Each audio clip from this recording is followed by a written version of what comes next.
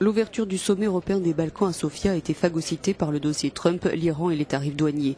Les 27, en l'absence du dirigeant espagnol qui ne reconnaît pas le Kosovo, ont répété qu'ils allaient rester dans l'accord de 2015 sur le nucléaire iranien, même s'il n'est pas parfait, tout en conduisant des négociations avec l'Iran sur d'autres sujets comme les missiles balistiques. La veille, le président du Conseil européen avait eu des mots très durs pour la présidence américaine. Au regard des dernières décisions du président Trump, on pourrait se demander, avec des amis comme ça, qui a besoin d'ennemis?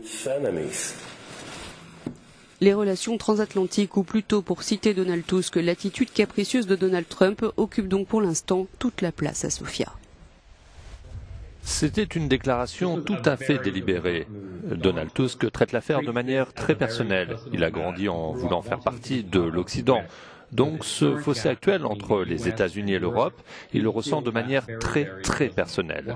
Ce qu'il a voulu la nuit dernière, c'est que les dirigeants discutent de Trump lors du dîner de travail de ce sommet. Et c'est ce qui a été fait. Il n'y a pas eu de discussion sur l'innovation numérique comme c'était prévu. Il a été question de rester unis sur l'Iran. Il a été question de s'en tenir aux mesures de rétorsion s'agissant des tarifs douaniers de Trump sur l'acier. On peut dire que Donald Tusk est parvenu à ses fins hier soir. Ce sommet est avant tout destiné à renforcer les liens de l'Union européenne avec les Balkans, mais cela sans parler d'adhésion, plutôt de renforcement des investissements, sachant que 73% des investissements étrangers directs dans la région viennent de l'Union européenne.